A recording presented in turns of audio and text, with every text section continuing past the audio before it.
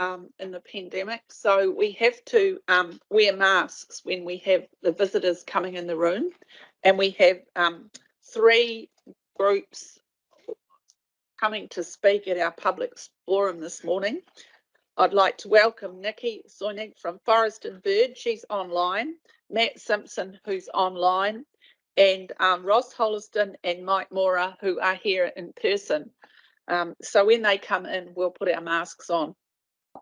So this is the end of the year, the last meeting for the year. I'd just like to note that we've been working on our vision, our transformational opportunities for the Canterbury region, but in particular, we've been working really closely with all of our community. We are been working in particular around issues of dust and odour, and Salatusic and a range of other issues. And also we've had a huge effort this year in terms of addressing the climate change induced flooding across Canterbury. So we've had a really, really busy year, and I think it's been an excellent year and we've done really well. One of the other highlights of our year has been to move in Parliament the Ngāi Tahu Representation Bill, which we're going to be following through eagerly next year. So as we go to start the meeting, I would like to ask Councillor Craig Pauling to start with a mihi whakatau, followed by Yayan, who will open with a karakia. Thank you, Craig. O whakaronga kia ki te tangi ata manu e rere runga rawa e tui a. Tui ai runga, tui ai raro, tui ai roto, tui ai waho. Tui a te heringa tangata, ka ronga ta ao, ka ronga te pō, a ti hei mauri ora. A ka mihi ki nā atoa kaharawa, o raki e tū nei ko papatunuku e takato. E nā atoa a tēnā koutou. A ka huri au taka whakaro ki nā tini aitoa, ko e ate ki te pō. E nā mate, o ia marae, o ia motu, a tēnā tātou. Haere, haere atura. Ka huri taku whakaro ki te pā o mako. Te mate o te tama, te tauka, o te whānau hāmi. E te tauka, takoto, moi mai, hari atura. Rātou kia rātou te hunga mati, kia tātou te hunga ora, ko taima nei I tēnei rā, I tēnei hui, whakamutunga o tēnei tau. Nā kai kaunihera, nā ringa raupa, nā mimo te hāpore, a tēnā koutou. Kia Nikki, Matt, Ross, Mike, kei raro rā, kei waho rā, kei mātakitaki I tēnei rorohiko. Tēnā koutou, nau mai, tauti mai, mō tō ka takoto tō kaupapa, mō tōna hapore, nau mai. Kia tātou katoa, tēnā koutou, ko atu te rāku kia Tumu Taiao Grandma, tēnā. Tēnā tātou katoa, nei te mihi ati kia kōrua, ko Jenny, ko Craig, mo tō mihi kia tātou katoa I tēnei ata, nō re tēnā koutou, me karakia tātou. Ko te hau mua, ko te hau muri, ko te hau tama wāhine, ko te hau tama tāne. Tū mai rā te mauri ko tū I tū hae. Whakataua, ko raki e tūna, whakataua, ko papatunuku e takoto nei. Whakataua, ko kahukura ki uta, whakataua, ko marakura ki tai. Titi kia oho, titi kia wātea. Titi a ki te poho a tāne nui a raki whanu, hara mai te toki. Haumi e, hui e, tai ki e. Mauri ora. Thank you. Yeah, the first of our, first of all, apologies. Councillor Lam Farn is an apology for this meeting. And we expect Councillor Megan Hands to be online, and Councillor Tane Apanui is online. There's no conflicts of interest as that I've been advised of, no changes to the conflict of interest. Now, yes, Tumu Taiao, Yvette Couch Lewis is also online. Welcome to the meeting, Yvette. Now, for our public forum, the first person we will hear from this morning is Nikki, signing from Forest and Bird. You're there, Nikki? Are you online? Kia ora, good morning. Yes, I'm here online. Great to see you. Thank you very much. Just over to you. Just speak. Everyone can see you and you can hear us. Everything's okay? Excellent. I shall try to share my screen if possible. That'd be great. See how you go. And we've got a printed handout from you as well. Okay, let me just see here. Can you all see that? Yeah, we can see it. And I just better remind you, you've got 10 minutes and then we'll ask you some questions. Thanks very much, Nikki. Off you go. Fantastic. Well, kia ora, everybody. Good morning. My name is Nikki Snowink. I'm the Regional Conservation Manager for Forest and Bird. And I'm here today to talk to you guys about Bennett's Wallaby and getting some more funding effective control within the containment zone of the Wallaby area. And I've seen the agenda and I see that you guys have got a couple of maps in there that actually outline the containment area for Bennett's Wallaby, which is that sort of area in within the green line, I think, on the agenda that you have. So I've got a short presentation that I'd really like to share with you, and I'll talk you through it as we go. Okay, so I'd just like to share with you this graph that was presented by Brent Glentworth a couple of weeks ago at the regional hui for Wallaby. And I found this graph really striking because it shows that since the disestablishment of the Wallaby board back in 1992, they've done really such a good job of getting rid of these little buggers way back then, and it lasted for quite a long time where minimal work was done. And I might say this is outside the containment area. This graph demonstrates the spread of wallabies. So nothing much happened between 1992 and about 2010, and then a few more wallaby were spotted and controlled outside the containment area, and then from about 2013 there just was this extraordinary exponential growth outside of the containment area. What you see here is in red, the bars there in red are the numbers of wallabies destroyed, and the bars in blue are the numbers of wallabies seen. So right up until the present day, 2021, where there's heaps of wallabies outside of the containment area and quite a number being contained. So I just thought that graph was really extraordinary, just to demonstrate the sort of efficacy of having a board and people sort of controlling wallaby, and then after the disestablishment of the board, how the wallabies actually after some time started spreading outside of the containment area. So we have the situation now where there are lots of wallabies on the outside, quite a bit of control work going on the outside with the help of the National Wallaby Eradication Program. And my talk today is essentially about what's going on inside the containment area in comparison. So in case you don't know, the National Wallaby Eradication Program came about a couple of years ago, and it's being implemented by MPI, and it was supported by about $27.4 million to be distributed between the North and the South Island wallabies. So this graph here just relates to the South Island wallabies. Okay, so yeah, that's just my key point about that. They've had exponential growth, and we have quite a lot of work to do outside the containment area just to get them back in. So what's going on inside the containment area is my concern here. Okay, how do I get my next slide? Next. Okay, so just also as a bit of background here, on the MPI website there is a map on where wallabies will travel if they are left unchecked, and the big red area here is pretty much where they are at the moment, and then you can see the colour-coded thing down the bottom there that shows where they'll go if they are left unchecked. So they are a threat to pretty much all of Canterbury if we don't do something about them, with the brown area showing where they'll be in 2065 if we don't have any good effective control. To me, that was really quite alarming because and presents a threat to pretty much all of Canterbury. There is Banks Peninsula out there and also a good chunk of Otago if nothing is done.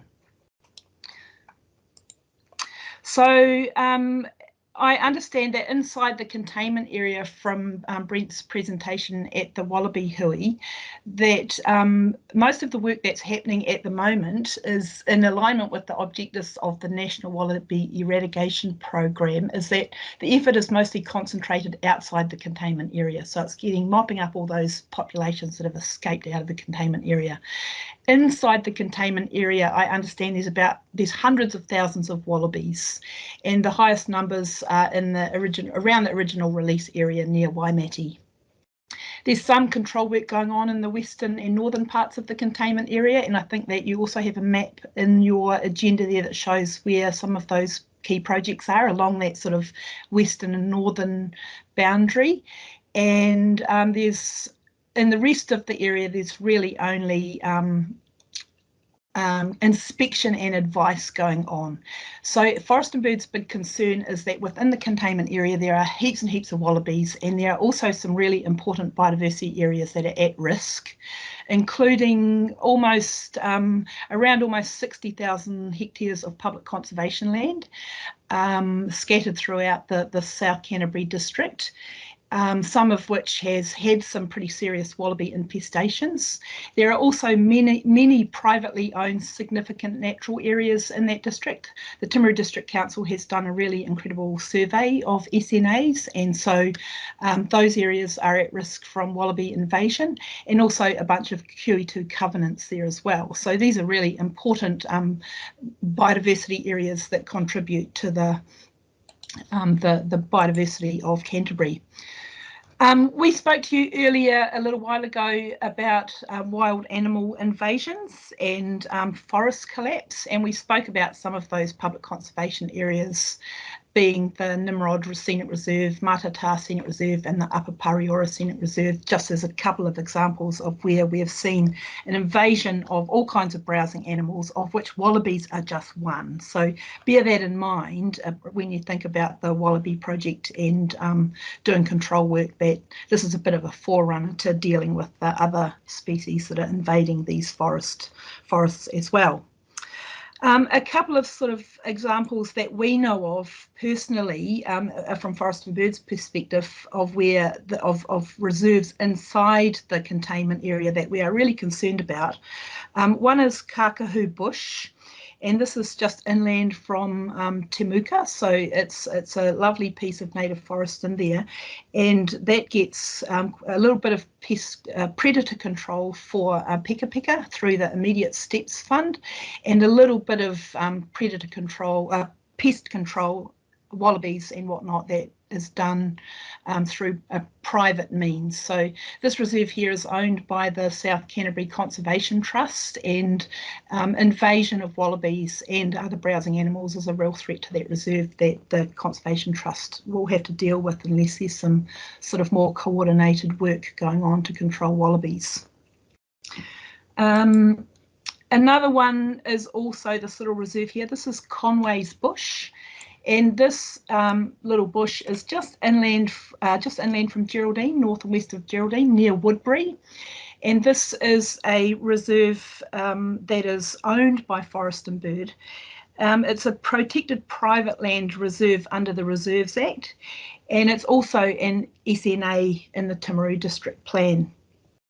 And it's especially important for its portacarps, and especially totara and matai that are surviving in that forest.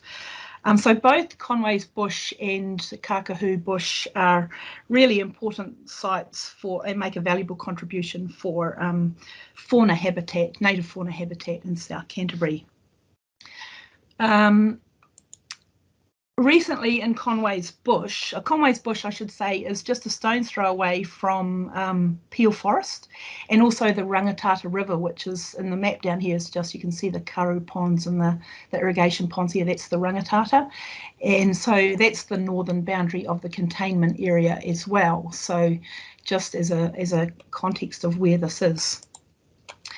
In October and November, we actually found some evidence of wallaby in Conway's Bush, and you can see this broadleaf tree here. It's about as tall, the seedling is about waist height, and the leaves have been completely stripped off it, and that's sort of consistent with wallaby browsing. And also we found some scat, which you can see in the picture on the right hand side there, and this was confirmed as being wallaby scat in Conway's Bush by Brent. So it's a pretty bit alarming to us that they have spread into this little bit of forest, which is sort of quite east, away from the main infested areas to the west of the containment area, and also a real worry because of the preciousness of this piece of remnant bush here. So yeah, and I guess the key thing is it's really close to the Rangitata River, and a hop, skip and a jump literally across the border into mid-Canterbury if we're not careful. So that kind of illustrates our concern with what's going on in the containment area, and we feel like it's there's a bit of an opportunity here to leverage off the National Wallaby Eradication Program and that 27 million to ask you guys to consider providing more funding to reduce wallabies inside the containment area while there's all that effort going on outside the containment area. Because I feel like if you're doing all this effort outside, then there's no point unless you do some inside, or else the wallabies are just going to reinfest the area that you've just cleaned up on the outside. So there's a real case to do some more good work on the inside of the containment area. We think that because we've got the national funding, there's an opportunity to complement what's going on outside to get the job done properly and promptly.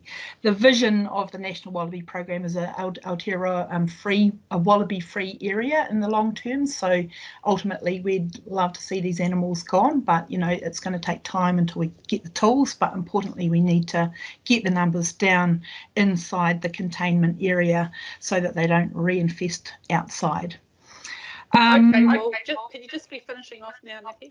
Yep, this is my last slide. How we think that you could be able to do this is a targeted rate to those who will benefit most. And we also think that there's an opportunity to do a general rate for the public biodiversity good here. And also to assist the program, we've got the regional group, the regional coordination group. We also think there would be real benefit in establishing a wallaby subcommittee comprised of and led by the most affected land occupiers that sits within the regional and national wallaby eradication program to coordinate and control containment within the containment area, and also to do some more advocacy and get buy-in from the landowners and people that are presented with a real threat from wallabies expanding in the containment area. And that's pretty much all I have to say. So I hope that you have a copy of my presentation, and I'm happy to take any questions if there are any. That's great. Thanks, Nikki. Yes, we have a couple of questions. First person is Phil Clearwater.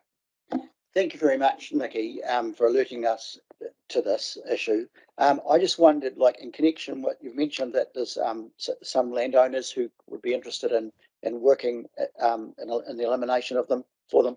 But also, I just wondered, my understanding is that there's a Braided River group who work in that upper part of the Rakaia.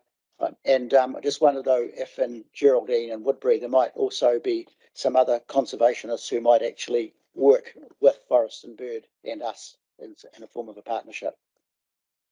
I guess there is the regional coordination group from that's part of the National Wallaby Eradication Program. That has a whole lot of stakeholders that came to it. They've had one meeting, and that was last month. And I think you're going to hear from Matt after me, who might give you a bit of an insight from the landowner perspective. But yes, certainly we have people on the ground that would be willing to participate and give some advice or whatever to on where and how to do wallaby control inside the containment area. Forest Bird has plenty of contacts. Yeah, got a question from Councillor Elizabeth Mackenzie. Hi, Liz. Hi, thanks for the presentation, Nikki. You mentioned hundreds of thousands within the containment zone. I recall Brent actually said, if not millions, at the program meeting. But I think with respect to wallaby control, I think the program, am I correct in assuming the program is that the government has around browser control is just for ungulates? It's not, it doesn't include wallaby. Is that your understanding as well? Well, that's my understanding. I haven't seen the actual browser control plan yet, or the strategy that DOC has established. I haven't seen that, but yeah, I guess this is, Wallaby has its own funding pool, the 27.4 million, and it is separate from the browsers. That's another thing that we have to deal with, another issue that we have to deal with. So yeah, I guess how I see it, yeah, and actually, yes, I think that's what I thought I heard Brent say, hundreds of thousands, if not millions, but I was hesitant to repeat that because I wasn't sure if I was hearing it right. So thanks for confirming that, Liz. Yeah, I think the Wallaby program is a bit of a forerunner to what to expect with the browser strategy that's coming from the government, but it is separate as far as I know. Councillor Pauling. Couple, Nikki. Thank you for the presentation and alerting us to this. I know that it's called the National Wallaby Eradication Program, and you mentioned that just before in terms of eradication.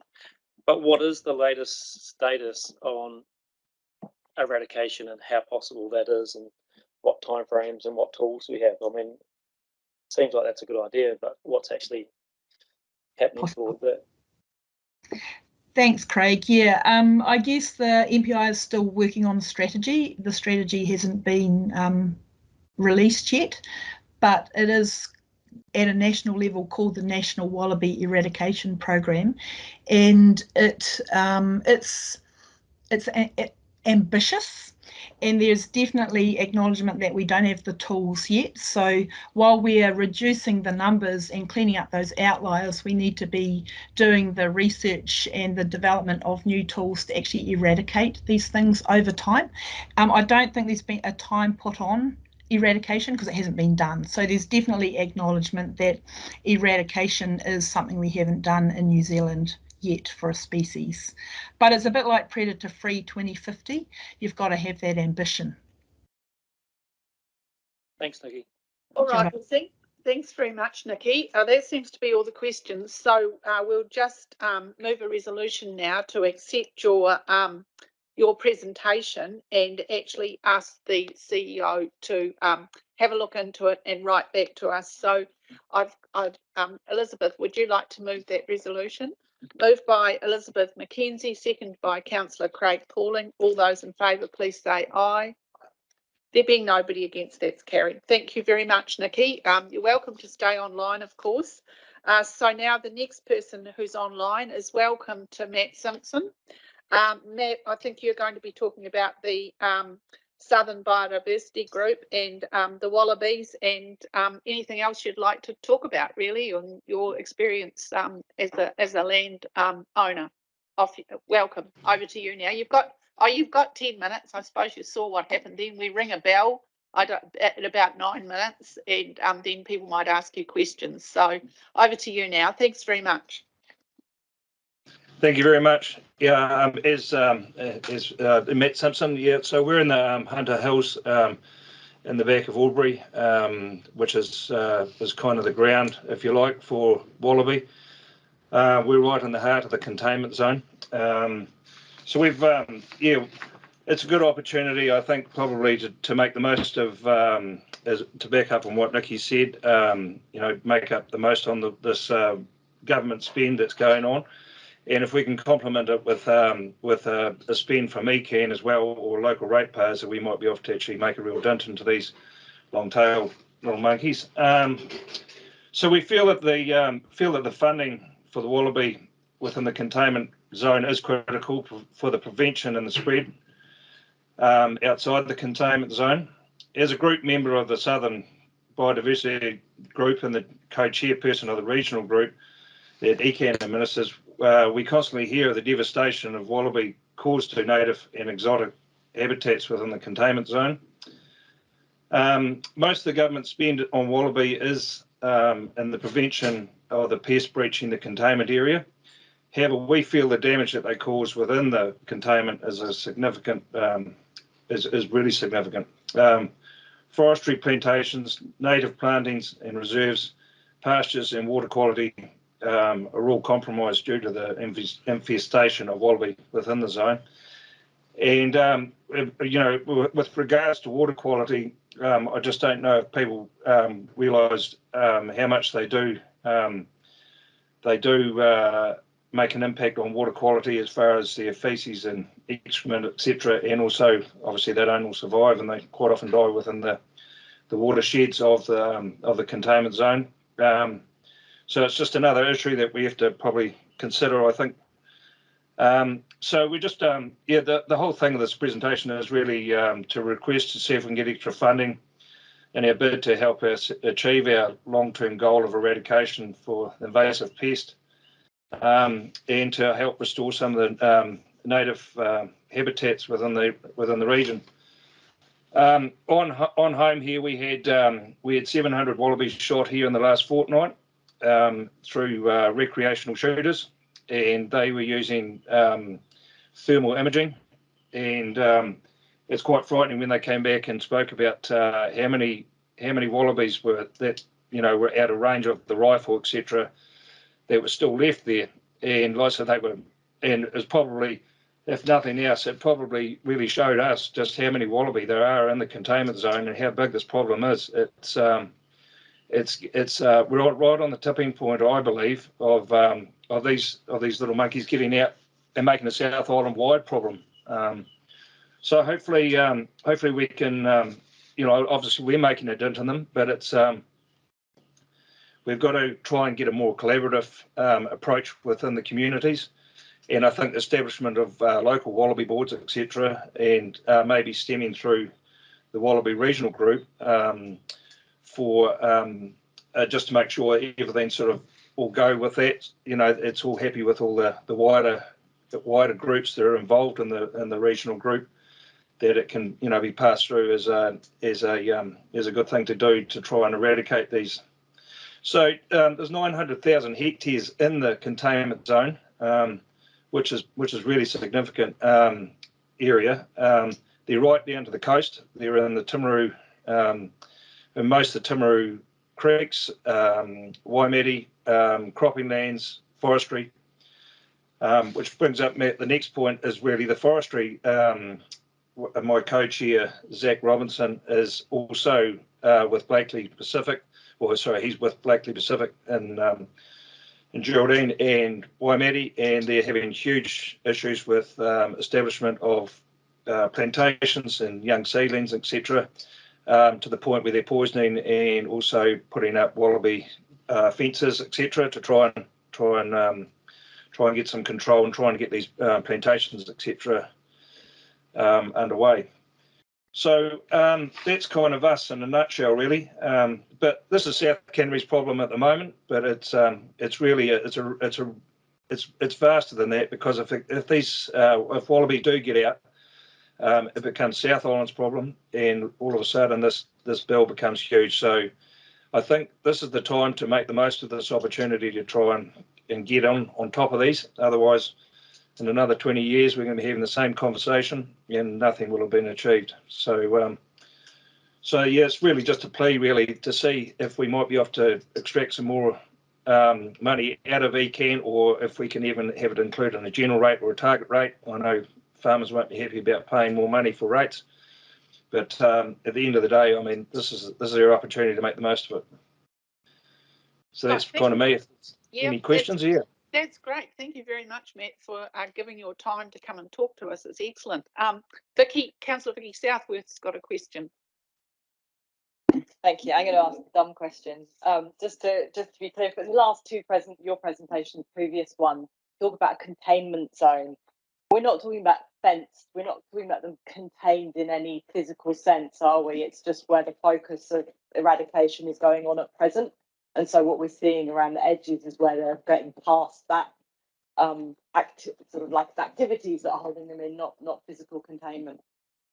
Is that correct? Have I got the understanding right here? Yeah, that's right. Yeah, so the containment zone is basically is basically an Alps or a geographical feature. Lots of rivers, lots of Waitaki and the Rangitata are kind of the main boundaries, and also the Tekapo River has been considered as a western boundary. So, although in saying that, there's a 50-kilometre predator fence that's being put up there at the moment. It's 1.8 metres high and is currently being built to try and obviously keep them in the containment zone, to keep them away from those trees, etc., all those alpine areas up in the back of Iraqi, Cook.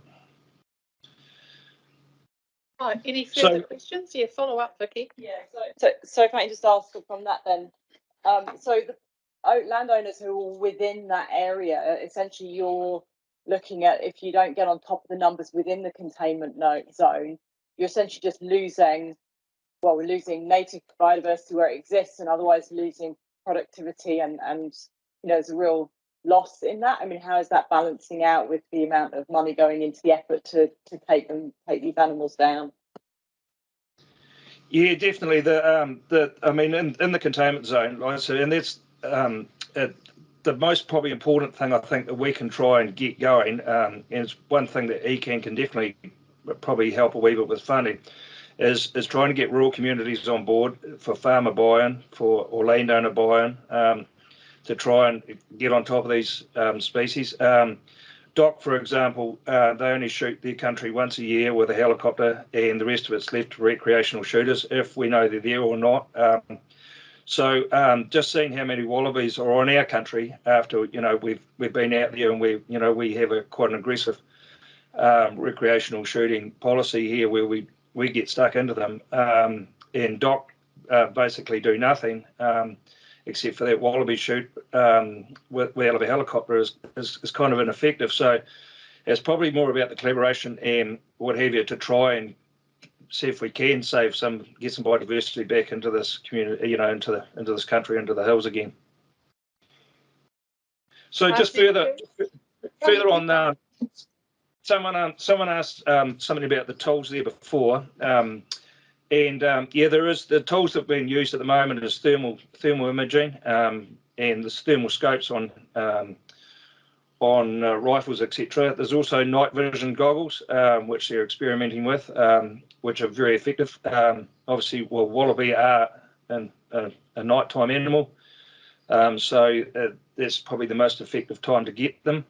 1080, there's been a lot of research done in developing a new 1080 bait for wallaby for farmer buy-in, to make it shorter lived, so that we can farmers can go in and use the bait and be off their land again within 3 months, rather than the 6 month, which was quite onerous.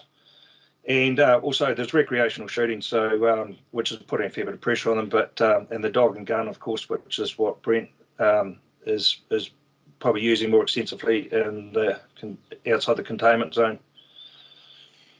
Well, thanks, Matt. We've got a question from Councillor Ian McKenzie. G'day, Matt. I was just wondering, have you got a view as to what sort of money you think we need to put into this? You're talking about a targeted rate for or general rate across the region to contribute to controlling them within the containment area. Are you still there? Yes, I am. Yep. You still hear us, Matt? Oh, you're back. We lost you there for a minute. Keep going. Sorry. Yep. If you can hear us.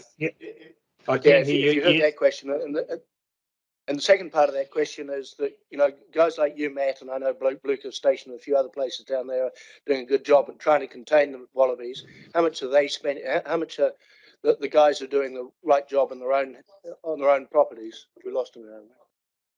Yeah, Matt, I think we might have lost you. Okay, I'm still here. Hello. You're back. Still here. Did you hear those questions? I did hear those questions. Yeah, so the money, I'm not too sure, Ian, how much. Are you still there, Ian? I'm not too sure how much money. I'm not too sure how much money we'll actually need to do this, but it's in the early stages and probably more of an idea than anything else at this stage. But Brent Glentworth will be probably more qualified to answer that question as far as how much money these guys are spending. Like I said, some people are spending maybe $60,000, $70,000 a year at least on wallaby control, and some are less, obviously. And Doc, for example, will probably do, I don't know, there may be 150,000, 200,000 that they spend on the Hunt Hills Conservation Reserve, etc., with helicopters and shooting out of them. But I know it's a good question, Ian, because it's one that I've been trying to answer too, is trying to put a figure on how much money we should be throwing at this. But I think any money is a good start, and as I say, the community thing would be great. If we can get that cracking, we might be off to try and put some figures around it. That's good. Thanks, Matt. We've got another question from Councillor Elizabeth McKenzie. Thanks, Matt. You're controlling wallaby really, really well on your land. What happens if your neighbours don't do any control? What's your experience with that? Yeah, so what happens with that? It creates a vacuum, and animals just come in to where we've destroyed animals, and they just keep on coming in. And they obviously the breeding grounds, etc. So they just keep coming in. But also the wallaby, they do. Once you destroy a big population of wallaby like we just have, we're getting a real invasion of pigs now, coming in, tidying up all the carcasses, which is another issue, obviously, because we're sheep farmers, and it's the last thing we need, particularly around springtime when we're lambing, etc. with the pigs. So it's kind of a hand in hand. It's a little fish eats a big fish on that one.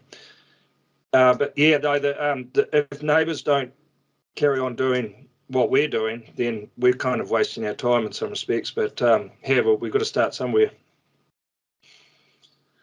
All right. Well, thank you very much, Matt, for giving us your talk today. It's been great. We'll just pass a resolution now before you go.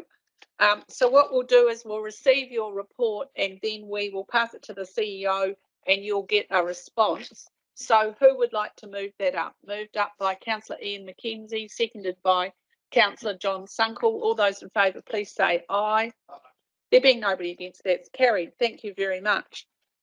Thank you. Now we're moving to welcome in Ross Hollinston and Mike Mora from the Horswell Residents Association. The Greater Hornby, actually it's the Greater Hornby Residents Association. Sorry, I'm telling you the wrong one. Catherine's just circulating some notes now from the Residents Association. Yeah, they're going to come in now. We just got to put your masks on, please. Just to let you know that Mike is the chair of the community board in that area. You could take it off. I think you're far enough away from me, but maybe we should. Oh, we can probably take ours off too. I'll be out. Yeah.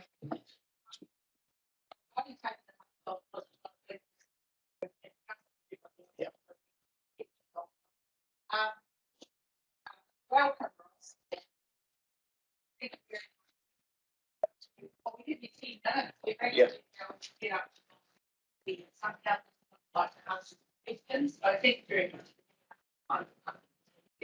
Thank you. Yeah, what I've got here, what you've got is exactly what I'm going to say, basically. Thank you for the opportunity to speak today. My name's Ross. With me is Mike Mora, Community Board Chair for our area. Greater Hornby Residents Association would like to thank you for the positive attitude taken by this council with regards to dust issues throughout the quarry industry as well as other businesses. We actually see your council as being proactive. We're not quite seeing the same from the City Council, I'm afraid. We presented to council earlier in the year. It was heartening to note that our views were taken on board and listened to. When the dust meetings first started, there was a lot of scepticism among locals who have endured a lot of suffering due to quarry dust. There was quite a bit of interruption of meetings and not quite abuse, but very heated. There's a lot of evidence supporting their claims, including lab results from Australia showing silica dust on their properties. In the past, these reasons were basically ignored and they became completely disillusioned with both ECAN and the council. Thanks to Councillor Pauling, Johannes Welsh and the team from ECAN, along with Selwyn and City Councils attending, there now appears to be more optimism within these residents that the bad old days are being set aside, and with the new team now running ECAN, there is a growing sense that solutions may be forthcoming from the workshops that hopefully resolve these previous issues. WHO regulations and human rights regulations are being tightened up. We believe with a quarry setback from landowners, property boundaries, not the houses, is preferable, as this will ensure crop growth can happen. It will also significantly help with animal welfare. 199 Old West Coast Road is still an unresolved issue as far as residents are concerned. And I'm sure that when inspected by environmental scientists and a possible overseas quarry expert now living in New Zealand, that next year could raise a few eyebrows. Still, that's for the coming year to resolve. At this stage, I'd just like to wish the chair, councillors and all the staff a very Merry Christmas and a Happy New Year from the Residents Association. And so we look forward to working with you in the upcoming year to improve any issues that may appear. Thank you. Well, thank you very much for coming in with your observations and your involvement in the workshop. Of course, we couldn't do it without the residents being proactively involved. So it's a bit of everybody working together. So it's fantastic, isn't it? So we really appreciate you coming in to tell us. It's really good news. Perhaps Councillor Pauling would like to say something. Oh, hey, thanks, Mike and Ross, for coming in and sharing that news. Yeah, look, I did update councillors on our workshops this morning, and yeah, noted some of the things that you've raised, that it was a bit hard to start with, but hopefully by working together we've made a bit of progress, and I'm looking forward to the new year when we can compile all the information and look at some of the solutions that may be forthcoming. So yeah, just want to thank you for coming and sharing news. Councillor Phil Clearwater.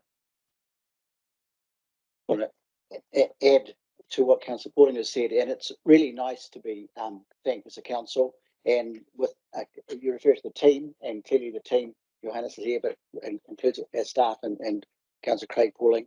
So that's really nice, and I will add that probably because of the things, that challenges that you have taken on as community board chair, Mike, that this is high praise. So it's very nice to have you come and talk, say what you have today. Thank you. Any other questions? Or I see Councillor Megan Hands is online. Megan, did you want to make a comment? No, I've just put a comment in the chat there. I just said thanks to Ross and to Mike for coming in, and for thanking Craig and the team. It's really, as others have said, it's really nice to hear, and apologies I wasn't able to be there. Hopefully we can catch up in the new year. Yes, well, we really do appreciate it, because you've got to come on such a blustery, horrible day and actually come in here. So we really appreciate that. Well, and we're sorry you had to wait a bit. It's just that we had a couple of other people online that we had on first. So it's really good of you, and we do appreciate it. And it's good to be interactive with you. And residents groups do a fantastic job. I'm a great fan of residents groups. So thank you very much, Ross. And of course, I'm a fan of community boards too. So good work, Mike. So thank you, and happy Christmas and New Year to both of you as well. Yeah. Thanks very much. I think I'll give you a clip. Very much for coming along. Thank you. We have to pass do a formal, but yet we have to pass a resolution. Sorry, I nearly forgot.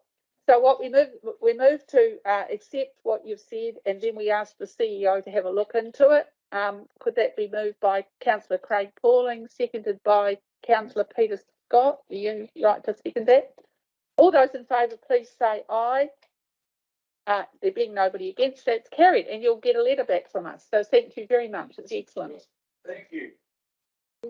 Here if you want to bring your report. Oh, what have we got before it? What? I basically minutes. What? A minute. Let's just do it.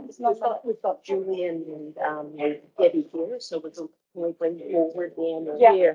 Annual report. Yeah. We just need a resolution to change the order. Yes. Giles, if you can deal with the a report, just give us an overview, that'd be good. Thanks, Chair. This presents the audited version of the annual report and accounts for 2021. A delayed audit due to the impacts of COVID on the resources available to the audit team. Very pleased to confirm that we have received an unqualified or a clean audit opinion. The main area, which I'm sure Julian will be happy to take questions on any of the contents of the audit, but the main area of change during the audit was relating to the accounting treatment of some items that had previously been viewed by the councillors being of capital expenditure, that in discussion with the auditors have been reclassified primarily as OPEX. Those changes have been made. With that exception, there were very few matters raised by the auditors, so I think it's a great credit to the finance team in the work that's been done. And I'd like to thank the auditors as well for the conduct of the audit. But I'm sure that myself or Julian are more than happy to answer any questions. All right, thanks, Giles. Look, it seems that we might have get Julian up to the table at the same time, except with COVID, that makes it a bit awkward. So I don't know, you might have to move that chair along a bit or something. Yeah, you're supposed to be a bit of space. Welcome, Julian. Thank you very much. Would you like to say a few words, and then we'll see if there's any questions and they could be jointly answered, or however we like to deal with it, depending on what the questions are. Thank you very much. Thank you very much. I think Tasha's summary of the annual report and the audit process thereof is very good. So if you've read it, I think it tells a complete story, in my view, that you need to know. So as Giles mentioned, we are in a good position to issue our audit report today, subject to the resolutions passed in sequence as listed up in the agenda papers. So basically, I haven't really got anything else to tell the council. The big adjustment obviously was around the data set and the LIDAR costs that were initially capitalized, but following consultation with our people, technical people, we came to the conclusion that those costs got to be expensed as incurred. Right, thank you very much. So have we got any questions from councillors around the table? Councillor Phil Clearwater. Thank you, Julian. I just wondered if you might explain the difference with your comment for the summary of the annual report, where as a summary it didn't have all the disclosures. Just wondering if you might comment on that in terms of it's still a qualified report. Just wondering if you might comment on that part of the audit. Councillor, it is actually not a qualified report. It's an audit report on the summary of the full annual report. So obviously, in your summary of the annual report, is never ever going to encapsulate everything fully that's reflected in the full annual report. So our job really is to audit the summary and form a conclusion, form an opinion on whether they capture the salient matters contained in your full annual report. That's it. So it's not a qualified report, nothing of that sort. Thank you. Any other questions? Councillor Peter Scott. So, Julian, this isn't a question around the report itself, and thank you for the work you've done on that. And I'm really happy with that report. My question is around your capability going forward. You've mentioned last time you were here that you're under a tremendous amount of pressure in terms of staff, and you see that continuing? Sadly, yes, it will continue until until New Zealand's borders are open and there's a free flow of people coming into the country. We anticipate that once the borders are open, there will be people within our organization and within other audit service providers. They will resume going on their overseas experience, the typical New Zealand young people's rite of passage. So they will go, and unless we can replenish the auditing workforce in New Zealand, we will continue to have such problems. Yeah. Councillor Sunkel. Thank you. I think we understand the conversation around the water data and the LiDAR, but as a group of councillors, we kind of there's a data set that provides for our ongoing works and processes. So kind of believe that they were a capital item in a sense. So could you just give a wee bit of an understanding of the control function that's the key to those matters being seen as operational as opposed to a capital space? I think the fundamental definition of an asset is that it's something that you control, something you get financial benefit from, or you have a service potential going in the future. So, but there's a separate accounting standard on intangibles, and it sets out a series of criteria that you have to meet. Not just one of the list, but you got to meet all of them. And the one that you couldn't meet is the one on control. And we heard the argument about the ECAN holding the Commons Creative License, but that won't generate money for you, or you basically can't control it. Once it's made available to the public, anyone can source it and use it. I could then just have a brief follow-up, and you may not wish to or can't answer. So in the world we're living now, which is in the cloud and data and technology, environment, climate change, where we're building assets that possibly don't have control. Do you have an idea of where we're going within our accounting and processes for those challenges? I don't. So just for your information, Councillor, we have submitted our draft report to the council on the audit, and within that draft report, we have made mention of what we intend to do in the next audit, and that is to understand more fully all your types of costs that are incurred in relation to the water data project and other similar projects, and do a further research in consultation with our technical people. It is a hugely complex matter, so I think I just leave it at that. All right. So there's yes, Giles. Thank you, Chair. I'd just like to acknowledge Julian, who I believe this is his final year with ECAN. I think he's obviously been the appointed auditor for a number of years.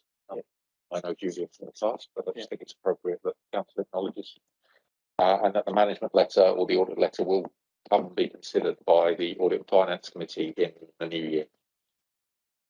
Thank you. Yes, and thank you, Julian. I did understand it was your last one as well.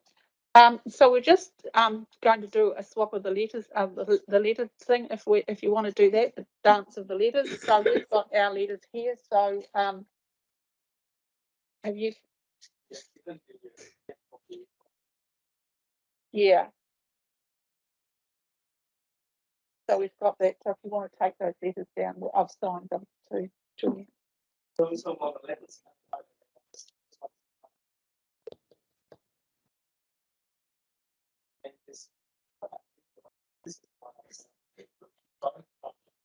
This is in fact my second stint looking after ECAN. I did it a long time ago, from 2005 for 6 years, but there was a a much unhappier part of ECAN's history, so I wouldn't want to go back there. So, but this time around, it's a lot happier. So. Really good, and we'll accept your letters. You've obviously sent them to us already. So that's good. All right. Well, thank you very much, and thank you for coming along today. This will be your last time we'll see you. So you're going off to retire, are you, or you're going to another job?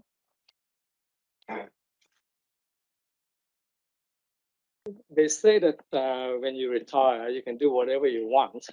So I want to do auditing until I say stop. So, and of course, auditing is a young man's game. So to stay young, you got to keep auditing. But that sounds like a good idea. All right. Madam Chair, I will bring Yvonne, my replacement director, here at some point. So we'll look forward to that. And Councillor Sunkel might like to say a few words too. But yes, thank you, Julian. And I guess my head is chair of Audit and Risk for the conversations and the work that we've done. And it's always pleasing to get a report that doesn't have too many issues or challenges within it. So thank you, and also thank you to our staff, and just while we're here, to our external advisors within the Audit and Risk Committee that have sat in and asked some of those questions and challenges to us, and equally that have come through to you. So yeah, thank you again from I guess Audit and Risk and our place for the work that you've done, and for all those within the staff that have provided that work to give you the confidence for that unmodified report. So thank you. All right, thanks very much, Julian, and thanks, Giles. And I would all like to thank staff member Tasha for her work on the report. Thank you very much, and I understand that you're leaving us, so I want to say thank you very much for all the work that you've done on these reports over the last few years too. So thank you very much, and all the best for your future. All right, we'll move going back to where well, no, we've got to pass these resolutions now. So first of all, so on page 27, we probably should have done them while Julian was here. I'll move up that as a block 1 to 5. Peter Scott, would you like to second it? Seconded by Councillor Peter Scott. Are there any questions now? I'll put that to the vote. All those in favour, please say aye. Anybody against?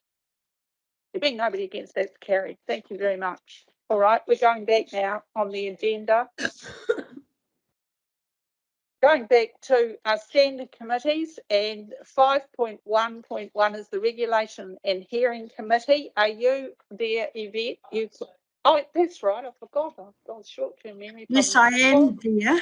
I am here, and I'm handing over to Nicole, who is present at the table, but I am available for questions if there are any. Kia ora. Nicole, over to you. Kia ora, thank you, Chair. So I take the paper as read. Just wanted to comment that there was obviously a lot of discussion in this meeting around the appointment process, and we are having a workshop with,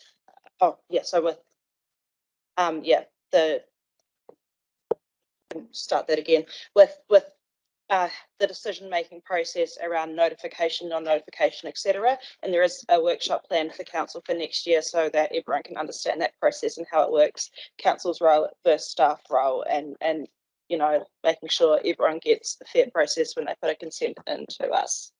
Happy to take any questions. Any questions, Councillor Peter Scott? So I just like to think that just like to say, I mean, that 7.2 was a bit of concern to me, but now that you're suggesting that we're running a workshop, I'm much happier with that. So is that an all of council workshop, or is it an RHC workshop? So it's an all of council workshop so that everyone understands the process around the process that staff have to follow under legislation when making notifications decisions. Thank you. Any further questions? All right, thank you very much, Nicole. We'll take Nicole. Marshall was moving that we receive the minutes, seconded by Councillor Claire Mackay. All those in favour, please say aye. Is there anyone against? There not being anybody against, that's carried. Thank you very much. We're moving to 5.2 now, which is the Statutory Committee, Canterbury Regional Transport Committee. We'll ask Councillor Peter Scott to report. Thank you, Peter. Thank you, Madam Chair. This is pretty straightforward stuff. It's just the business that we transacted on the 18th of November. These are unconfirmed minutes. And I would like to move that recommendation 1 on page 11. Any questions? All right, calling for a seconder, seconded by Councillor Claire. Are you seconding it? Oh, you've got a question? Seconded by Councillor Grant Edge. Yes, any questions? Councillor Claire Mackay.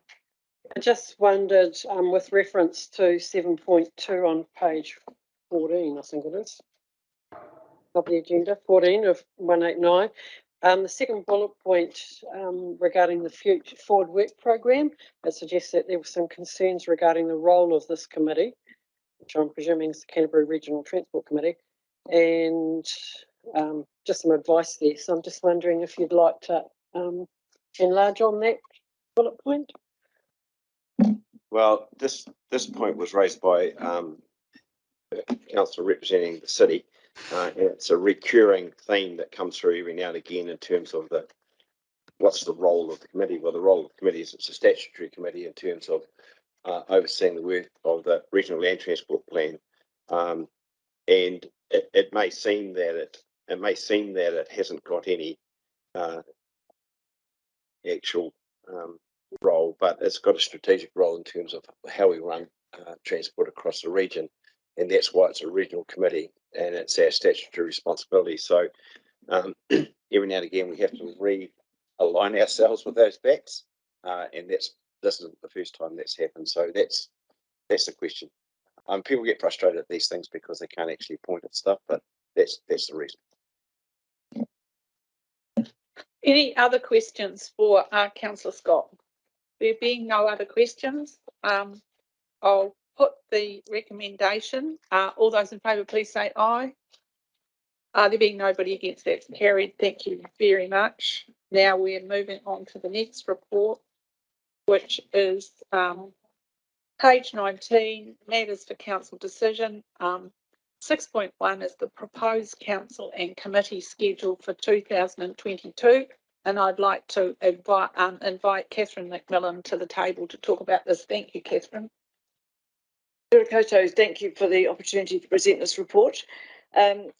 Each year, under the Local Government Act clause, Schedule 7, clause 19.5, we are required to give notice of meetings. And so this report is to consider the proposed council and committee schedule for 2022. The proposed schedule has been based on criteria that's designed to enable the effective operation of the meetings for elected members. Since printing and presenting this report, we have proposed an additional meeting on the 17th of November for the Transport and Urban Development Committee, and additional meetings can be scheduled with appropriate notice as required. Following the adoption of the meeting schedule, then it will be notified on the council website and will be added to councillors' calendars. I'm happy to take any questions. We have proposed amending. No, we don't propose the amendment. Do you propose the amendment, don't you? Yes, it's all right. We'll move an amendment. Yeah. Yeah, it's very good to have them listed because after all, resolutions should stand alone, and this makes it much easier for everyone. So thank you for that. Any questions for Catherine? I think you've done an excellent job on this. So it's always hard to get these really aligned. So great work, I say. And we'll see who would like to move up this resolution. Moved by Councillor Craig Pauling, seconded by Councillor Nicole Marshall. Is there anything anybody wants to ask? I'm giving you another opportunity. Oh, all right, we'll put that resolution to the meeting. Oh, this is great. You've got them all listed up.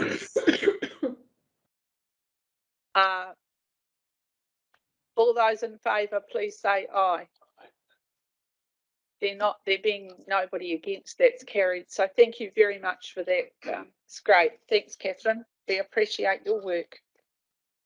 We're moving on to page 25 now. Agenda item 6.2, establishment of the emergency committee. Does anybody want to ask any questions about this committee? I think it's very straightforward. So I wonder if John Sunkel, would you like to move those three resolutions? Moving up the establishment of the joint committee. Oh no, you're a member, you can't. Moved up by Councillor Ian McKenzie, seconded by Councillor Grant Edge. Are there any questions? Right. Any debate? No. All those in favour, please say aye. There being nobody against, that's carried. Thank you very much. These are technical things that we are required to do at the end of the year. So now we're on to item 6.3 of the agenda. Oh, no, we're not. We've done that one. Yeah, we're moving on now. Quite a long way through the agenda. Through you, Chair, could I make a comment? I appreciate we've done it, but it's a very full report, and it seems to me we've discussed very carefully the financial auditing part. There's a whole lot of aspects in the report which, is a summary of the year's work of the council, and we aren't having a discussion, but I guess it is the last meeting of the year. So, oh, well, I'm happy if people would like to speak to the report, because it does seem like a bit of an omission, really, that we haven't done that.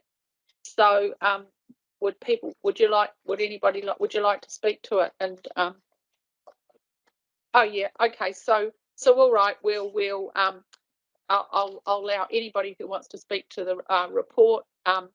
Councillor Phil Clearwater. thank you, Chair. I think it's in terms of the work that the council have done over the last year, it's truly impressive.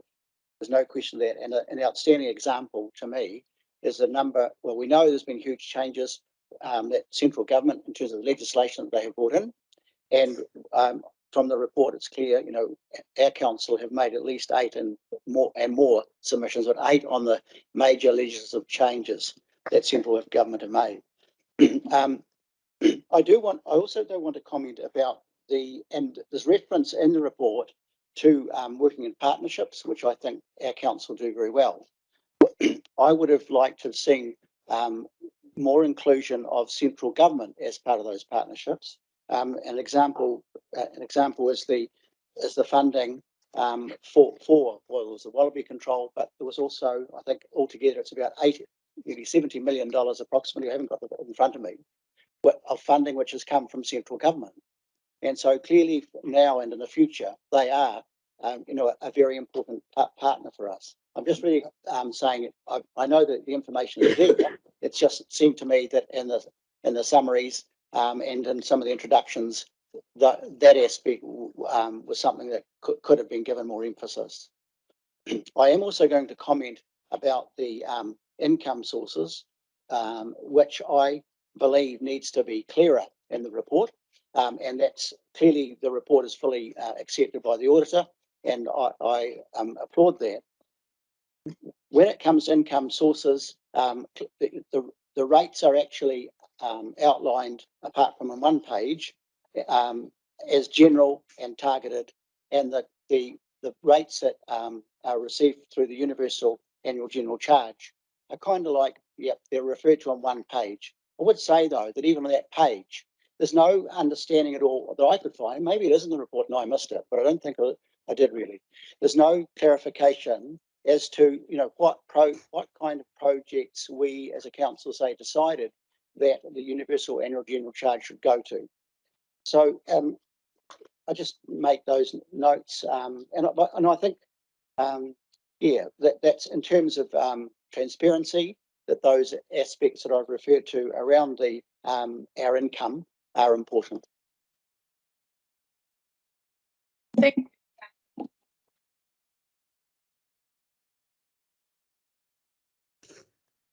Thanks, Chair. Yeah, no, it's a really, really clearly well-written report. I just have a query or for clarification, really, on page 116 and 117 to do with the note about forestry assets. And on page 116, there's a comment there which says that no forestry assets are pledged as security for liabilities. And then on page 117, it talks about the risk, financial risks from changes in timber prices. And so I'm sort of wondering what the situation is currently. I would have thought timber prices are going up more than anything, but and I understand that the forestry assets are revalued annually as fair value. And there was a comment somewhere in the report, I'm not sure where it is that we had earned $3.3 million in carbon credits from the forestry resource. And of course, it is an important resource as an asset, and it also contributes to our regional parks. And then going forward, there's great opportunities for that as an asset. And so just the explanation is there a future reconsideration of using our forestries as security for liabilities?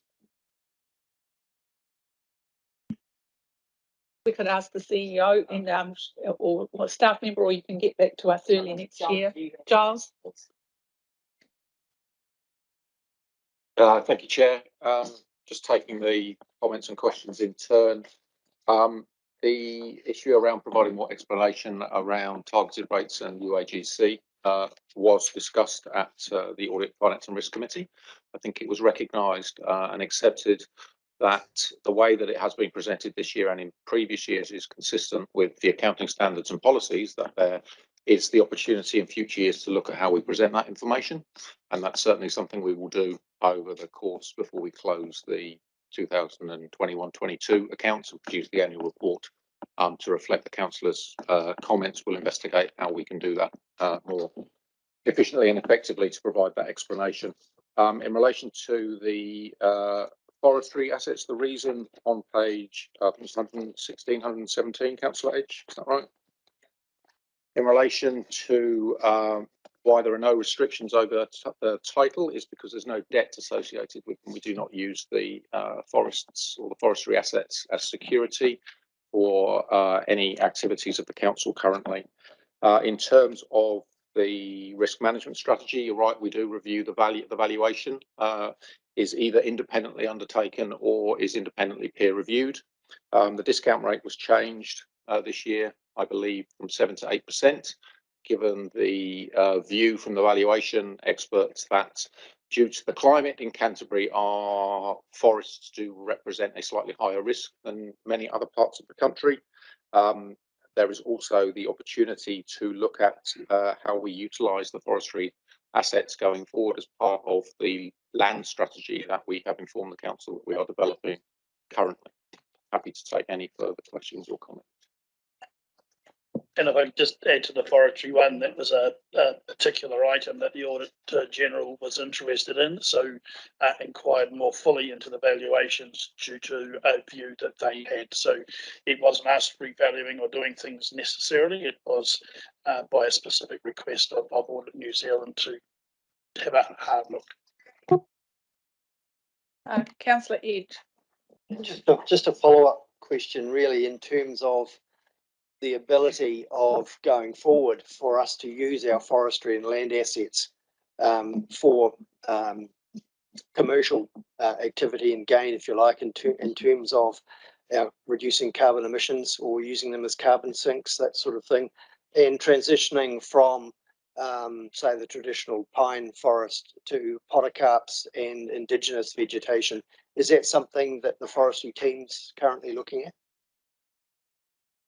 I think that Catherine, my colleague, would be able to talk about the forestry change specifically, but in general, the objective of the land strategy, land and property strategy that we are looking to develop over the next 6 to 12 months is to balance the ability to use our significant land holdings as a council to demonstrate environmental leadership and to demonstrate commitment to the outcomes that the council is committed to, as well as balancing that with the need and the opportunity to generate more economic return to generate income that can be used to further support the activities of the council. So those comments that you made, Councillor, are absolutely relevant to that conversation, and the intention is that in 2022 we will hold a workshop with council as part of that process to make sure that the principles that underpin the strategy reflect the objectives of the elected members. Yeah, very good. Thank you very much, Councillor Craig Pauling. I just want to support, the great work that's gone into this. I just had one thing that I just saw on page 32, which is the inside cover of the annual report. And I probably am thinking it's the older strategic direction from the previous council, and that's because there's a crossover between terms. So I'm just thinking in the next one, there'll obviously be the new strategic direction, but just make sure that wasn't a mistake, that's in there or whatever. Does anyone? Is that a mistake? We need to know. So this annual report is based, it's always the last year, which is obviously some time ago now. So there are a number of comments in the annual report or a number of references to figures that are relating to the old LTP rather than the new LTP. Clearly that will be corrected or reflect the current LTP as we move into the 21-22 annual report. Cool, thank you very much. Did anybody else have a question? Councillor Peter Scott. The annual report was put in front of us in terms of its accuracy and suitability to be able to be seen more publicly than this, and we've had an audit report. I think this discussion is pretty valuable, but not here. I think we need some good stuff coming out of here, and I think we need to have a workshop around it rather than do it in this session. Thank you. Councillor Mackenzie. Yeah, I'd just like to comment. I think this is a good annual report, but I do sort of continue to see a disconnect between the green ticks that we have on our annual report and what's actually happening on the ground. And you'll probably get tired of me saying this, but I'll probably say it every year. Our annual reports are focused predominantly on our auditing requirements, it seems to me, and we're very good at generating reports. But outcomes on the ground, this is what concerns me. We've got a lot of sort of small measurable steps there, but are they really adding up to a better environmental outcome? We're fulfilling our legislative requirements. But I guess my question is with this annual report, does it really reflect what we're called? We're called Environment Canterbury. And, the word environment, that's what we should be focused on. And I'm still concerned that we are doing as has been done in the past, generating many very good reports, but on the ground, I'm just not seeing the results that I think we need. Thank you. Thank you. All right. Well, thank you very much, everybody. Councillor Phil Clearwater. Just a comment too in relation to the levels of service that I just wonder where they haven't been met or haven't been able to be met. Just when as a council we might address those matters, and Councillor Scott raised the possibility of a workshop. Yeah. How we do there. And well, that's a question we can take to that workshop then. That'd be good. We probably haven't got the complete answer. I think we can change. We'll come back. Yeah, that'll be good. All right, we're moving on now then. Thank you very much, everybody. We're moving on to page 185, Financial Delegation to support flood recovery. Have I missed one? 181. Public transport, fair engagement. Sorry, I missed that one just as well as I you. So I would like to do, I think, yeah, come to the table, Stuart. I'm not sure if you need to talk to it, but you can say whatever you think we need to hear.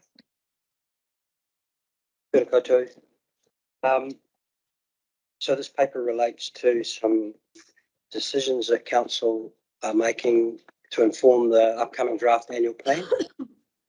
A council meeting in September, 30 September, the council resolved to consider a range of fair options for inclusion in the draft annual plan, and staff have been doing some analysis and modelling work for that range of options. And based on that work, the paper recommends that council consult on 3 of the options that were considered in September.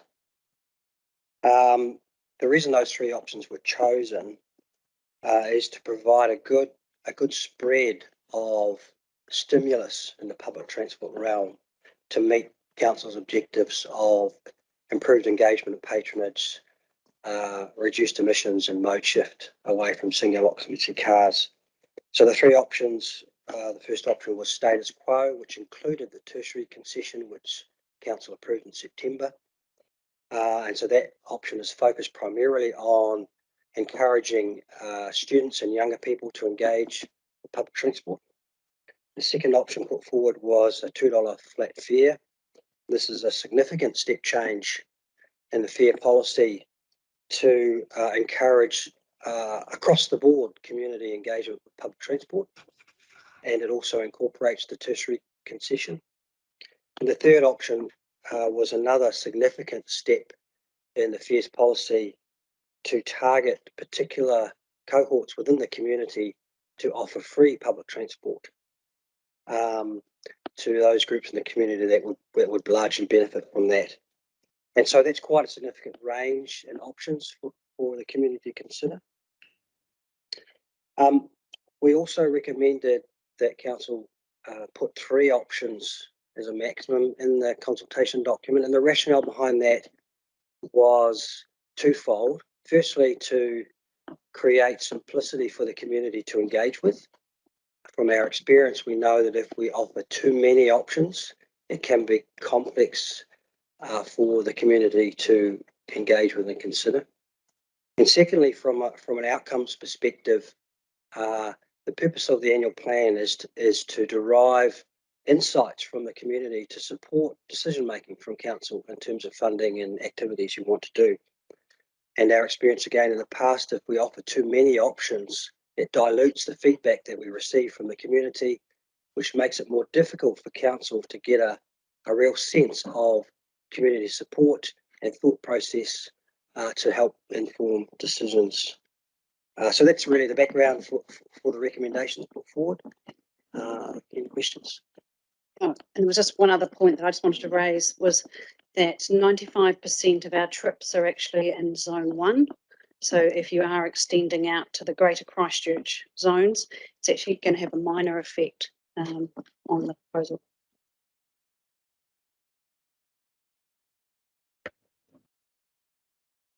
Is this a question?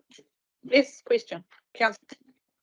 Thank you, Stuart and Catherine. I'm just wondering, in terms of the taking out the $3 flat fare, if in fact that still reduces our options in terms of having sufficient, I guess, fare funding from fares in order to not only improve the services of our public transport, but particularly also to widen the coverage.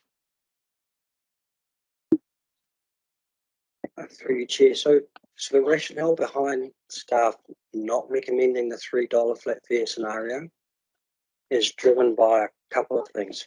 Firstly, the analysis that we did identified that we would see a reduction in patronage from that option because actually it negatively impacts the majority of our community.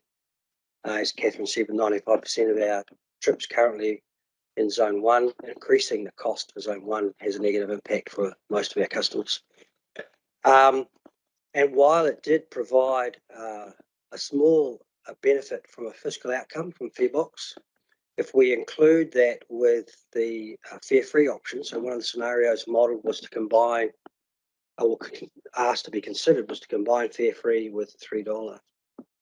The targeted fare-free option stimulus delivers significant uplift in patronage across a specific cohort of the community, but obviously comes at a cost. And so in doing that, you're reducing significantly the members of the community who would pay a fare, and thus any revenue increase would be lost because significantly less people are paying a fare in the first place. So while you would get patronage uplift from the targeted fare free, you wouldn't get the revenue benefit of a $3 fare. And so it becomes a moot option, really. It doesn't deliver the outcomes that you're seeking, and therefore we didn't recommend it. And I guess the other thing to say is we will make a comment around that in the document that we have considered this as an option, and these were the reasons why we discounted it.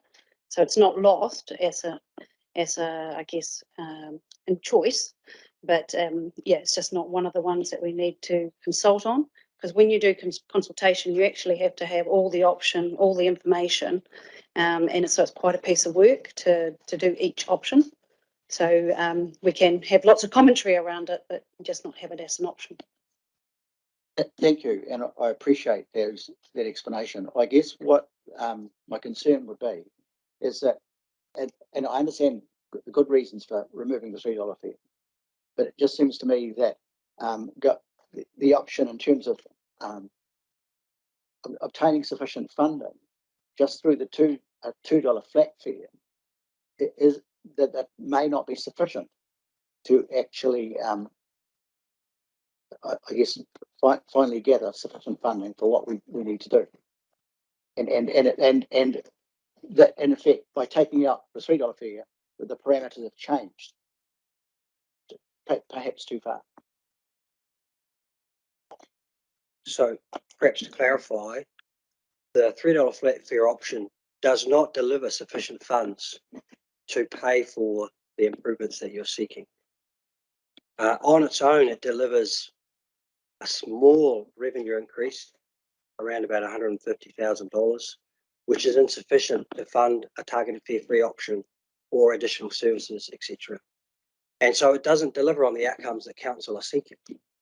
Significant increase in patronage, improves levels of service, etc. So again, we discounted it because it doesn't give you the outcomes you're seeking. The $2 option also does not deliver increased revenue, but it does deliver significant improved engagement with public transport, which is an outcome you're seeking. And the targeted fare free delivers the greatest level of a response in terms of mode shift and patronage, but comes at the greatest cost. And just to draw attention, the status quo is $2.65, and 95% of those people that are paying $2.65 is in Zone 1. So, sorry, all of the people in Zone 1 are paying $2.65, but so if the option, I guess, $3 is not, this is a halfway house, this is the halfway house option. So you don't need to have another option. Yeah, and so the three options that are being proposed by staff are quite stark in the spectrum, and make it very clear differentiations between the three options from the community's point of view to understand, consume, and make a choice. That's our rationale. Anybody else wanting to ask staff a question at this stage? No, it doesn't seem to be. Okay, thanks. So we'll just turn to the resolution process now. So thanks very much for your work on it, and thanks for your report, Stuart.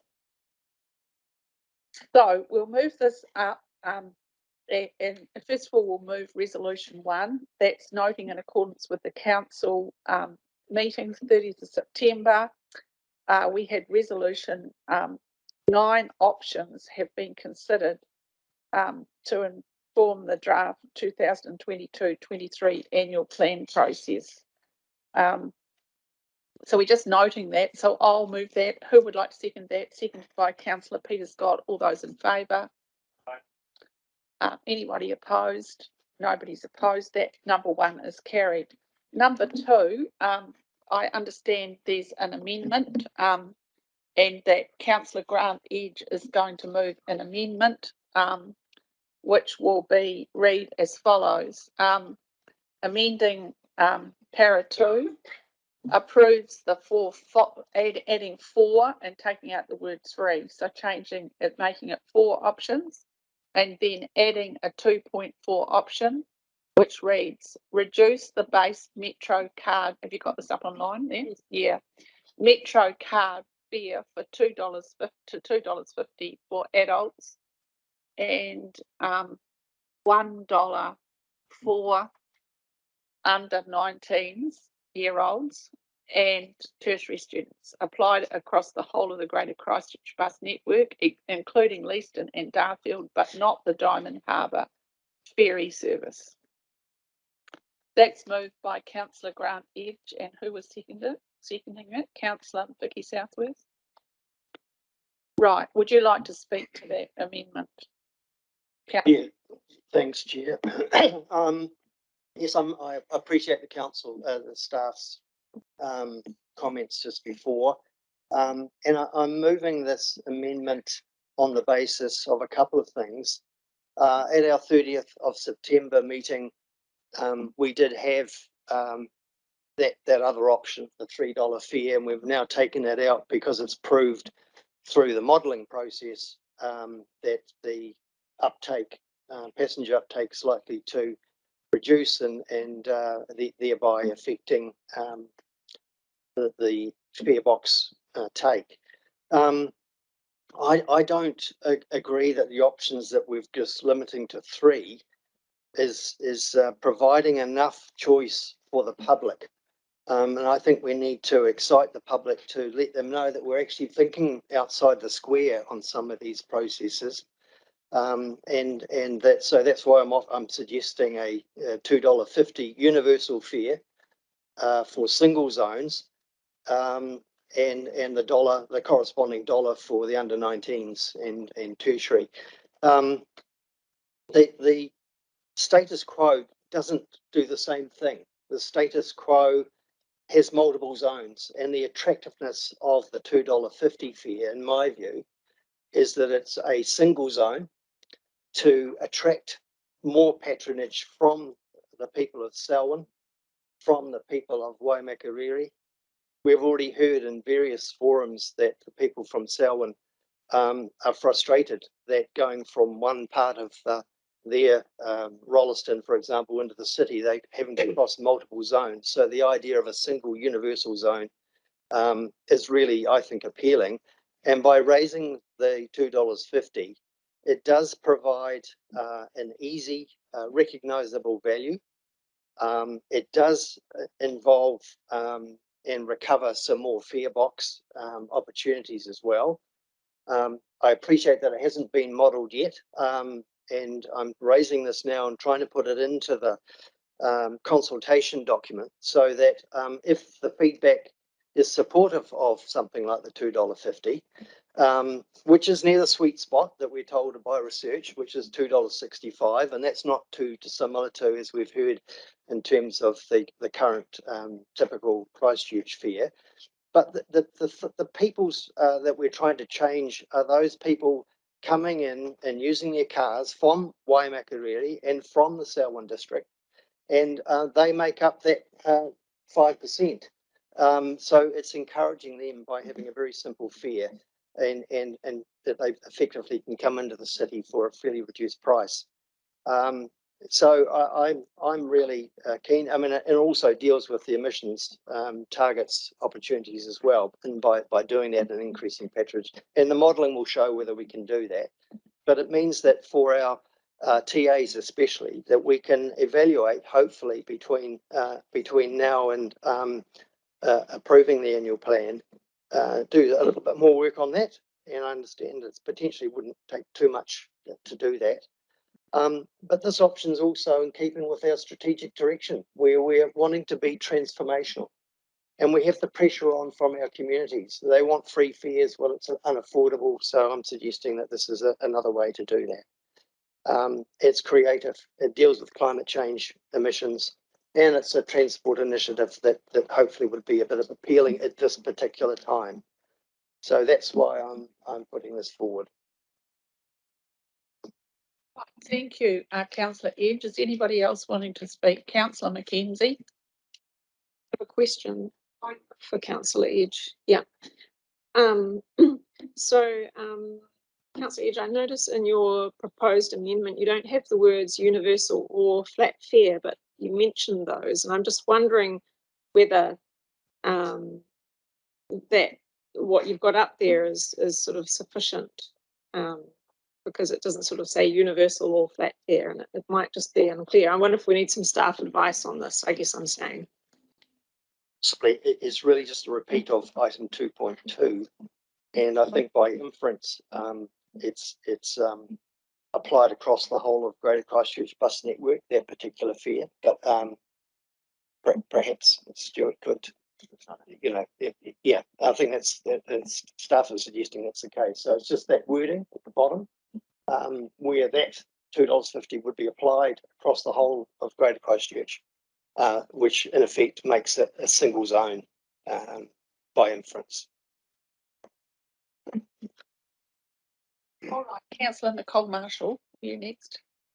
Yeah, I was just seeking, wondering if staff would be willing to comment on the feasibility of this proposal in terms of having information ready to go into the annual plan should the amendment pass. I don't know, did you want to make a comment here? Well, no, I don't know that that's appropriate at the moment. This is a consultation we're doing. If we pass this, staff will come back and say to us, either we can do it or we can't. So I think that's how we'll deal with this. This is Councillor John Sunkel. Thank you, Madam Chair, and I thank Councillor Edge for recognition of the challenges that those of us in the Selwyn and Waimakariri have in, I guess, accessing, I guess, timely and cost-effective bus services and without your taxation, without representation. So yes, a $2.50 fare for those in the Waimakariri, Lincoln, Rolleston, Leaston is certainly a real opportunity for them to utilise that uplift. They will be rated for it, and the opportunity of those fares will be to their advantage. So really pleased about that, and the one zone across the whole of the catchment. But for me, that's only half of the story, and the other half is the uplift that we are trying to get also within the city. And so $2.50 is 15 cents less than, or 10 cents, wherever it is, 30 cents, $1.50 a week for those that sit within the zone within Christchurch. And so I'm challenged in my thinking as to how many people will look at $1 or $1.50 a week and say, I will take the bus because it will give them this great advantage, when in fact they could be at 30 or 40 or 50, whatever the rating impost may be upon them. So whilst I accept, and I thank you for the conversation around what we can do in the wider Waimakariri and Selwyn, I just don't believe the other half of the conversation in this remit gives any uplift within the city. So, I mean, if I had a preference, it would be the $2. So that does give the opportunity for uplift as opposed to a $2.50. So that's just my thinking. Thank you. Anybody else wishing to speak? Councillor Peter Scott. Thank you, Madam Chair. Look, I'm ambivalent around this really, but I won't be supporting 2.4 from the point of view that 15 cent to me is not a lot of money in terms of the discretion that people that are going to vote on this bring to it. And we've already been told that there are bigger measures that we need to bring to force here in terms of changing this for a transformational change. I don't want to confuse the public any more than what they are confused. So that's my point. Thank you. Councillor Craig Pauling. Yeah, I actually support what Peter's saying. I think that there's potential here to confuse the situation by having another sort of universal zone with a different price in the consultation. I think the way it is, having those three quite distinct options will be a better process for the community. So I'm supportive of leaving it. Yeah, thank you, Councillor Pauling. Councillor Vicky Southworth. Yeah, I just for me, having the dollar for the child fare, that's the 50 cents off for children. And I think a lot of, well, I noticed during school holidays, for example, you get a substantial decrease in traffic cars on the roads. And so that incentive to have more children travelling on the buses during peak times is actually, I think, a point of difference with what we currently have under option 2. And I think the neatness of a flat fare. So, and it's a combination. That's the other thing. Just for me, it does. I don't think it would be too complicated when you look at the way the table is presented on page 184. you've got those very neat columns, you've got really clearly set out. I think adding, I would personally call status quo, and then have options 1, 2, 3 with this as the third additional one. But you know, and you then can see the rating impact at the bottom. To me, that is simple. It gives a good range of options, holding the adult but flat fare slightly higher, but giving a greater discount to children, and understanding how does that modelling work. I don't, you know, I would be really interested to see that modelling. And then, you know, staff still have the opportunity to come back to us and say, we've done the modelling, here's what it says, let's incorporate it, or we could take some additional advice later on. But I would like to see this piece of work done, looked at. Thank you. I seek Councillor Megan Hands. Would you like to speak? Hi, yeah, thanks for that, Jenny. Like others, I think others have, I put my hand up before others spoke. I won't be supporting the amendment. I think that what staff have proposed is very straightforward, and I'd like to keep it that way, keep it really simple, and for the same reasons as John. I think we're seeking to get that uplift across the whole of the 3 district council areas, and so I think it's really important that we keep the consultation simple so people understand it and can engage with it when the time comes. So that's all I need to say, given others have spoken as well. Okay, Councillor Phil Clearwater. I've thought a lot about this, and I actually want to support it. I think that in fact we need an option which actually really allows us, Environment Canterbury, to have some skin in the game when it comes to the funding when we go to Waka Kotahi and want some funding from them. And that's why I really want to support it. I think that strongly. I think that the status quo clearly, as Councillor Edge said, it isn't, it doesn't allow for a flat fare. And to me, the $2, the reducing it to $2, what, you know, especially given inflation that we know about, in fact, is not going to give us sufficient funding, or and at a time when in fact we could get more patronage, and I don't think that $2.50, I think $2.50 or a flat fare right across the city, and including Selwyn and Makariri, is pretty generous still. So I appreciate that this work the staff have done on this very much, and I understand the argument for simplicity, but I don't think that this is going to muddy the waters. I think it'll give us a clearer steer on what people also believe that they can afford at a flat rate. Right, anybody else wanting to speak? Okay, I'll just say a couple of words. Look, this is not a debate about whether you support it or not. It's a debate about how we go out to public, and I'm not beyond me why we're having it actually, but a debate about going out to the public about what we consult on. And what you need to ask the public is a wide range of options so they can have a discussion back with us. So all it's doing is saying to the public, you know, here's another option. Public are not going to be confused by that. Anybody who reads this will read each of these, have a look at it, and see what they think. It's not a decision we're making today. It's a decision about how well we go out and inform the public with options. So I'll be supporting it because we have a duty as elected members to be open with the public, give them lots of options, and then they come back to us and we weigh up all the factors, not just going with what the community wants, but all the other factors that we have a duty under our sworn statement to look at when we are working with the community. So it's as broad as possible. So I'll be supporting it. So since there's no other speakers, I'll put that to the vote. Oh, did you want to write a reply, Councillor? Yes, please. Yeah, you're exactly right, Chair. This is going out to consultation. And I've already said at the beginning that the status quo option, in my view, it's the Clayton's option in this mix. It doesn't mean anything. And then you've got one which is extensively free fares for a certain cohorts, and then we've only got one other option.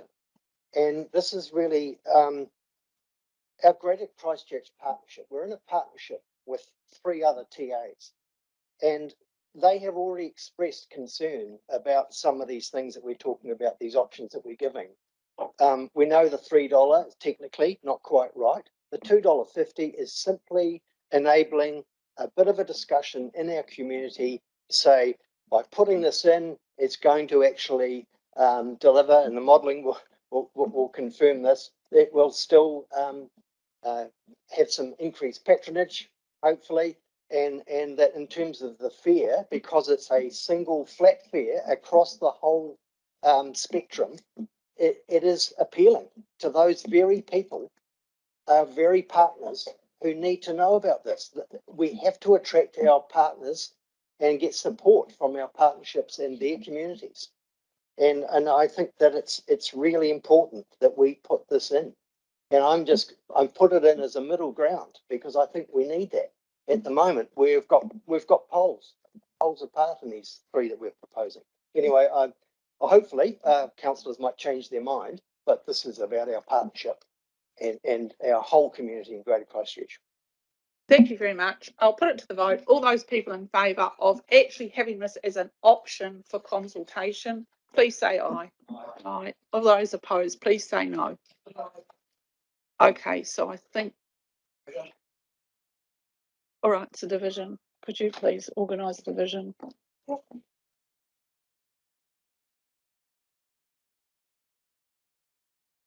Councillor Elizabeth McKenzie.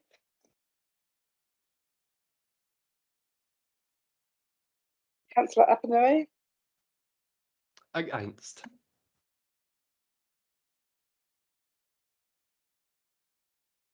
Against. Mackay. Against. Councillor Clearwater. For. Councillor Scott. Against. Councillor Edge. Councillor Marshall. Chair Huey. For. You're for the movement? Yep. Yep. Councillor Sunkel. Against. Thank you. It's 5 against, 4 and 8 against. That's the amendment's lost. We'll return to the substantive motion. I'm asking, I will move the substantive motion, seconded by Councillor Peter Scott. Is there anybody wanting to speak? Councillor Ian McKenzie. Thank you, Madam Chair. Look, I've been listening very carefully to the debate about these various options over the last few weeks and again today. And I note that you said we want a wide range of options. I've heard that we want to be transformational. We're facing a climate emergency and we want to encourage mode change. But I note that the options we're giving are very much bus centric. And I also note that actually they're targeting those least likely to have a car. And I can't help but think that actually if you're serious about being transformational, addressing climate emergency issues and encouraging the people who are most likely to drive a car into mode change, we should be thinking more broadly minded about the options we put in front of our constituents. And I wondered, though I'm not expecting this to go into the annual plan, but I wondered to myself aloud is whether we should be giving all commuters between the age of 30 and 55 bicycles, and those from the Selwyn and Waimak districts electric bicycles, and that actually might not only encourage greater mode shift, but might be cheaper than the continuous investment in buses. Thank you very much for that comment, Councillor McKenzie. Just for information, the whole discussion about bikes and electric bikes, like you suggest, has actually been discussed very widely with a range of people in the community. And had we taken up the option of going and getting some training with the Canterbury University experts in how to think about the future, we certainly would have had that as a serious option on our paper, it's my belief, and we haven't. So it's all about how we go about this, and actually the costing's been done on that, and we haven't got the money to do that either. But anyway, that's a very good suggestion, and it's not relevant to this debate, so I'm going to put this motion, moved by myself, seconded by Councillor Peter Scott. All those in favour, please say aye. Aye. Those against? You're abstaining. Councillor is abstaining. Anybody else want to abstain? All right, it's carried. Moving on to the next item on the agenda. 6.5, page 185. Financial delegation to support the flood recovery. I think it's pretty straightforward. Sorry, we do all those resolutions together. Oh, did I miss them? I did them all. Oh no, I haven't done these ones yet. I don't understand these ones actually, so I was going to ask Catherine for some advice on page 181, 3, number 3, 3.1 and 4. I think it notes that the targeted fare-free option, I think it should have the word proposed option in there because this is quite confusing reading this. It's a proposed option. Commencing will be used as a baseline, which will require why have we got that there? I don't understand what that means. Do you want to come to the table, Stuart? Yeah, so the purpose of that item is to validate that the targeted fare free option is being used as the baseline for the draft annual plan calculations and rating impact. So we've included that in the rating impact. It essentially becomes the preferred option, if you like, in the draft annual plan. Well, I think we should have, for anybody reading this, I think we need the proposed there because it sounds like it's another option that we're going to go out with. Just say that we needed to have a placeholder in the annual plan, and the worst possible case scenario was that, and so this reflects that because we need a number. Move that. What do you want to say? I mean, it could just note that it's the targeted free fare option, which is 2.3 above, because that's what it refers to, right? That could clarify it. Yeah. Yeah, you put notes that the targeted free fare option, and they have in brackets 2.3 above, commencing February, blah, blah, blah. And then that might just clarify that we're talking about that. I'll move the resolution from the chair with that amendment, seconded by Councillor Craig Pauling. All those in favour, please say aye. Anybody against? There not being anybody against, that's carried. 4. Are you abstaining? Councillor Grant Edge is abstaining. 4 notes that under the fare-free option, the eligibility for mobility impairment concession will amend the total mobility system in line with other regions in New Zealand. I'll move that. Moved by myself as the chair, seconded by Councillor Peter Scott. All those in favour, please say aye. That's carried. Thank you very much. 6.5 on page 185. This is around the financial delegation. Is there anybody who's speaking to this? Catherine, did anybody want to ask Catherine any questions? Anybody, any questions on this report?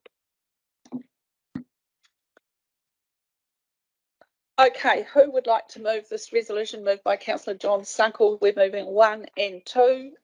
Seconded by Councillor Claire Mackay. All those in favour, please say aye. Anybody against? There not being anybody against, that's carried. Thank you very much. Now we're moving on to page 188, excluding the public. I'll move from the chair that we exclude the public, seconded by Councillor Phil Clearwater. All those in favour, please say aye.